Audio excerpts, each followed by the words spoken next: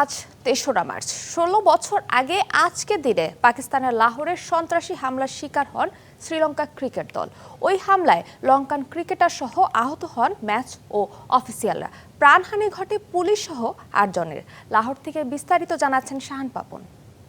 পাকিস্তানের লাহোরের লিবার্টি চত্বর ৩রা মার্চ ২০০৯ ঠিক এইখানেই শ্রীলঙ্কা ক্রিকেট দল সন্ত্রাসী হামলার শিকার হয়েছিল।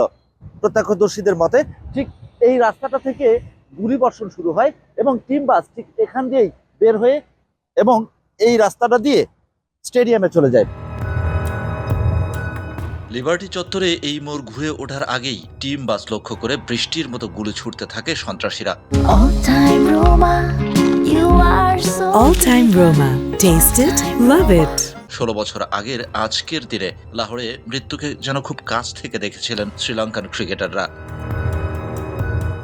১২ থেকে ১৪ জন অজ্ঞাত বন্দুকধারী এলোপাতাড়ি গুলি চালায় টিম বাস লক্ষ্য করে। কিছু বুঝে ওঠার আগেই থিলান সামাবিরা সহ গুলিবিদ্ধ হন ৬ ক্রিকেটার। এদের মধ্যে আশঙ্কাজনক অবস্থায় ছিলেন সামারাবিরা। এই ব্যাটারের বুকে গুলি লেগেছিল।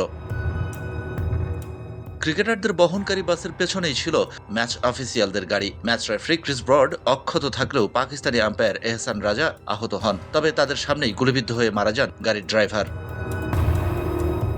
সব মিলিয়ে ওই হামলায় পাকিস্তানের ৬ পুলিশ সদস্য সহ মোট ৮ জন প্রাণ হারায়। ক্রিকেটাররা আহত হলেও পরবর্তীতে তারা সবাই সুস্থ হয়ে ওঠেন। লাহোর হামলায় ক্রিকেটারদের প্রাণ রক্ষায় গুরুত্বপূর্ণ ভূমিকা রাখেন team bus driver Meher Mohammad Khalil.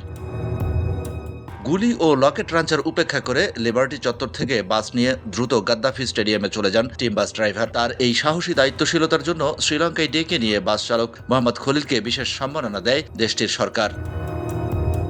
২০০৯ সালের সেই বিভীষিকাময় ঘটনা নিশ্চয়ই কেউ মনে করতে চাইবে না। না শ্রীলঙ্কান ক্রিকেটারদের মধ্যে কেউ যারা ওই টিম বাসে ছিলেন, না পাকিস্তানের জনগণ। তবে একথা ঠিক, সেই পরিস্থিতি কিন্তু উন্নতি হয়েছে এবং পাকিস্তানে আন্তর্জাতিক ক্রিকেট ফিরেছে। Shahan Papon, DBC news, Lahore, Pakistan.